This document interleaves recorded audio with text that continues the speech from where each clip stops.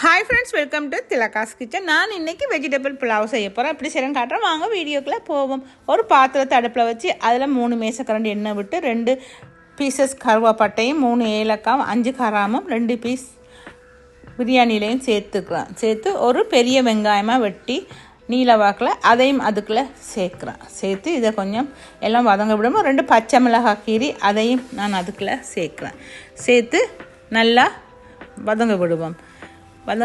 போது கொஞ்சம் தேவையான அளவு இதுக்கு உப்பு கொஞ்சம் சேர்த்துக்கலாம். உப்பு பார்த்துட்டு நாங்கள் கடைசியாகவும் சேர்க்கலாம். நான் இப்போ கொஞ்சம் தேவையான அளவு நான் சேர்க்குறேன் இந்த வெங்காயம் வதங்குறதுக்கு.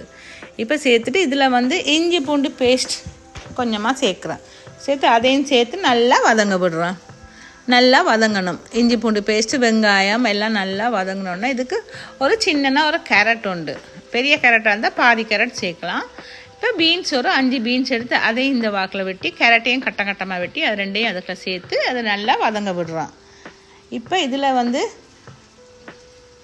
நான் உருளைக்கிழங்கு ஒரு 2 உருளைக்கிழங்கு எடுத்துருக்குறேன். அதை கட்டமாக வெட்டி அதையும் சேர்க்குறேன். உங்களுக்கு தேவையாக இருந்தால் இன்னும் வெஜிடபிள் சேர்க்கலாம். காலிஃப்ளவர் சேர்க்கலாம், மஷ்ரூம் சேர்க்கலாம். அவங்களுக்கு என்னென்ன விருப்பமோ அந்தந்த காய்கறிகளை சேர்த்துக்கலாம். இப்போ இதெல்லாம் நல்லா போட்டு கொஞ்சம் வதங்க விட்டு பாரு. இப்போ இதுக்கு தக்காளி ஒரு மீடியம் சைஸ் தக்காளி 2 தக்காளியை எடுத்து வெட்டி அதையும் கட்டமாக வெட்டி அதையும் அதுக்குள்ள சேர்த்து கொத்தமல்லி இலையும் போட்டு நல்லா மிக்ஸ் பண்ணுவோம். எல்லாம் மிக்ஸ் பண்ணுவோம்.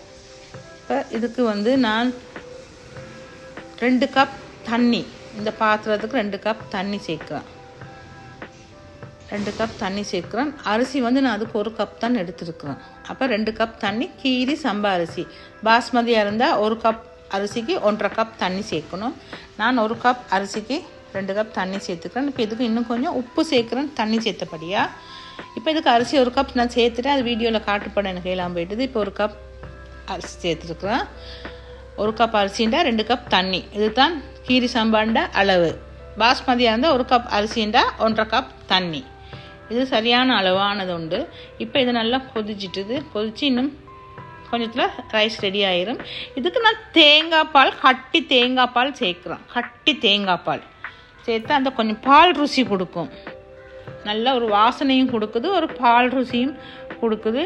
இதுக்கு நான் கொஞ்சமாக நெய் சேர்க்குறேன். 1 தேக்கரண்டி நெய் கூடுதலாக சாப்பிட்றவங்களா இருந்தால் இதை விட 2-3 கரண்டியும் சேர்த்துக்கலாம். நான் 1 தேக்கரண்டி தான் சேர்த்துருக்குறேன். இது சரியான சிம்பிளான ரெசிபி. இதுக்கு எம்டி சால்னாவும் அன்னாசி பழமும் வச்சு தான் இன்றைக்கி நாங்கள் சாப்பிட போகிறோம். இந்த வீடியோ பிடிச்சிருந்தா லைக் பண்ணி ஷேர் பண்ணி சப்ஸ்கிரைப் பண்ணுங்கள்.